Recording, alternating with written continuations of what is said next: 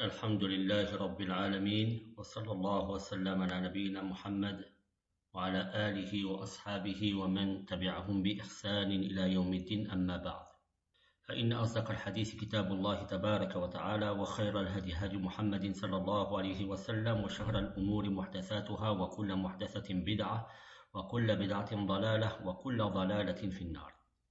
Nous allons évoquer la naissance du prophète alayhi salatu wassalam. Pour évoquer sa naissance, il convient de décrire la situation qui était celle peu avant sa naissance et juste après. Connaître cela nous aidera à comprendre la prédication du messager sallallahu alayhi wa sallam, ses tenants et ses aboutissants. Ceci se fera sous 3 volets. La première, la situation politique de l'Arabie, des contrées avoisinantes et de la Mecque en particulier. Deuxièmement, la situation sociale des Arabes à l'aube de la prophétie. Et enfin, troisièmement, la situation religieuse. La société arabe avant l'avènement du prophète alayhi salatu wassalam.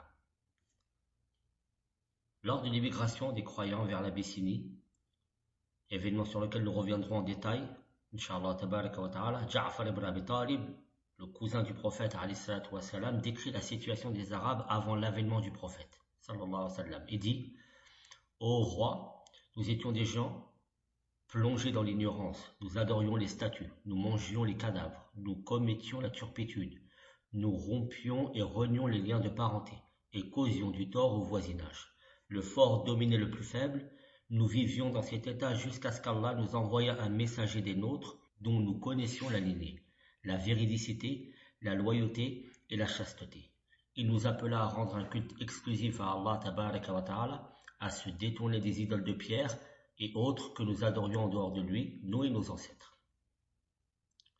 Il nous ordonna de dire la vérité, de rendre les dépôts à leurs ayants droit, de préserver les liens de parenté, d'être bienfaisants envers nos voisins, de s'abstenir des relations interdites et illégitimes et de faire couler le sang. Il nous interdit les turpitudes, les faux témoignages et le mensonge, de ne pas manger les biens de l'orphelin et d'accuser sans preuve une femme adultère. Fin de citation. L'imam Saif al-Rahman Al-Mubarakfuri rahimahullah tabaraka wa ta'ala dit dans son livre Al-Rahiq al-Makhtoum, le nectar cacheté, où il décrit la situation politique. Il dit: dans les 3 provinces avoisinant les étrangers, c'est-à-dire au Yémen au sud, au nord en Irak et au Chem, actuelle Syrie et Jordanie, la situation politique s'empirait, caractéristique des rapports entre maîtres et esclaves, entre gouvernants et gouvernés. Les seigneurs, notamment les étrangers, accaparaient tous les gains, maintenant les esclaves sous la contrainte. En termes plus clairs, les sujets étaient une sorte de champ dont le produit était la chasse gardée des gouvernants qui en disposaient à leur guise, suivant leur passion à des fins d'oppression et d'agression. Les gens, aveuglés, étaient voués au tâtonnement. L'injustice leur venait de partout, or ils ne pouvaient ni se plaindre ni rouspéter. Au contraire, silencieux, ils subissaient l'humiliation, l'injustice et certaines formes de châtiment. Le pouvoir était usurpé et les droits individuels nuls et non avenus. Les tribus dans le voisinage de telles provinces oscillaient, ballottaient au gré des passions et des ambitions. Tantôt elles faisaient partie de l'Irak, tantôt de la Syrie. La situation des tribus à l'intérieur de la péninsule arabique était absolument bouleversante, dominée par des dissensions tribales, des divergences raciales et religieuses. À cet égard, leur porte-parole, Durayd ibn Summah, s'exprime en ces termes: وَمَا أَنَا إِلَّا مِنْ غَزِيَّةٍ إِنْ غَوَتْ غَوَيْتُ وَإِنْ تَرْشُدْ غَزِيَّةُ أَرْشُدِي. Je ne tiens qu'à Raziyya, s'il s'égare, je m'égare, s'il trouve le chemin, je retrouve le mien. Comme pour montrer ici l'appartenance tribale à outrance. Les gens n'avaient ni roi appuyant leur indépendance, ni une base de référence pouvant les aider à gérer leurs moments difficiles. Quant au gouvernement du Hijaz, les Arabes le considéraient avec estime et respect comme la base protectrice du centre religieux. En réalité, ce gouvernement était un mélange de prééminence mondaine et gouvernementale et de direction religieuse. Cela fonctionna parmi les Arabes au nom d'un leadership religieux dans le Haram et ses alentours, en tant que gouvernement s'occupant de ceux qui venaient à la Kaaba et appliquant les principes de la Sharia, de la législation d'Ibrahim alayhi salatu wassalam. Ces organes et ces démembrements rappellent un parlement. Comme nous l'avons déjà vu, il s'agissait cependant ici d'un gouvernement faible, non à la hauteur de sa tâche, comme ce fut le cas le jour de l'expédition contre les Abyssiniens. Les dirigeants arabes dans la péninsule et autour se divisent en deux grandes catégories. Ils sont soit des rois couronnés, qui en réalité ne sont pas autonomes et indépendants, mais plutôt sous la tutelle des grands empires de l'époque, l'empire perse, l'empire romain ou autre. Ce sont les rois du Yémen, les rois de la dynastie des Hassanides et les rois de l'Hira en Irak.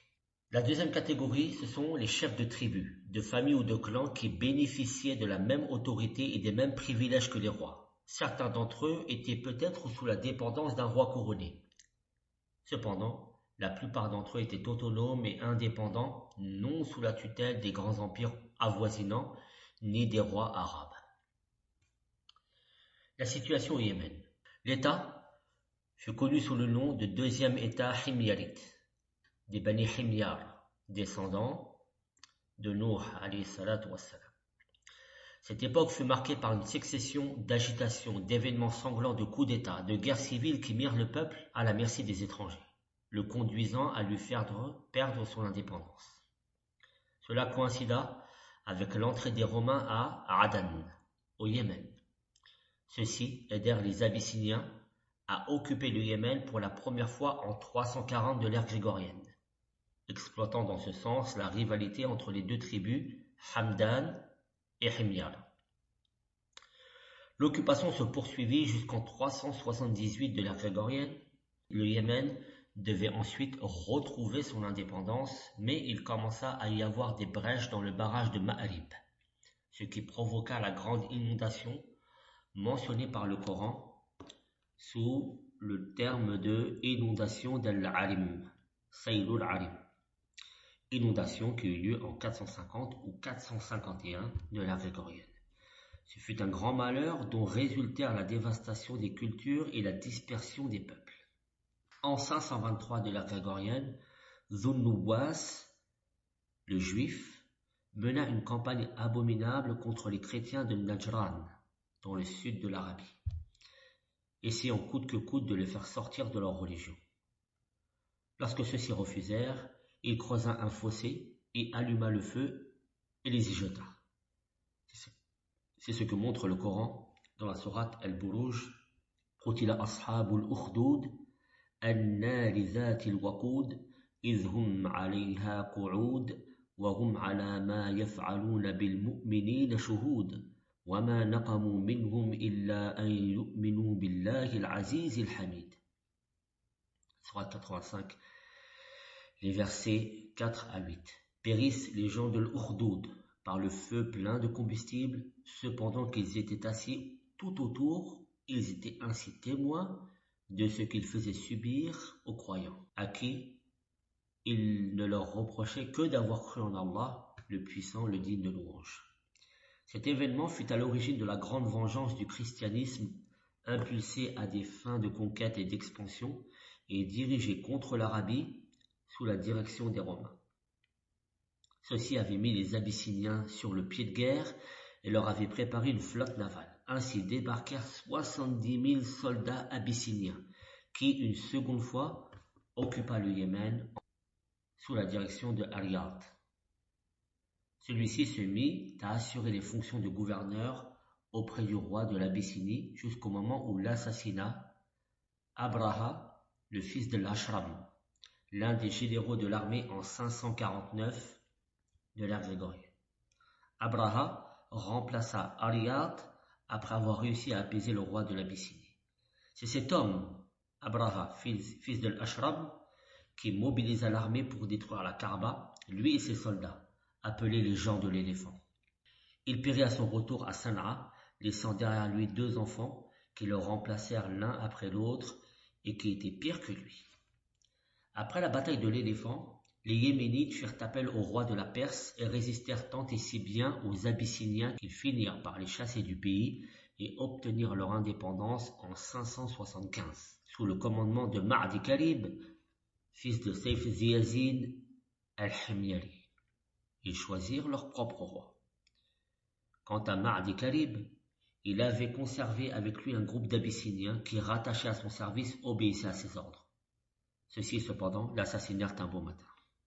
À la mort de Ma'di Karib, le roi rompit avec les Iyazines et nomma Kisra représentant de la Perse à Sanaa.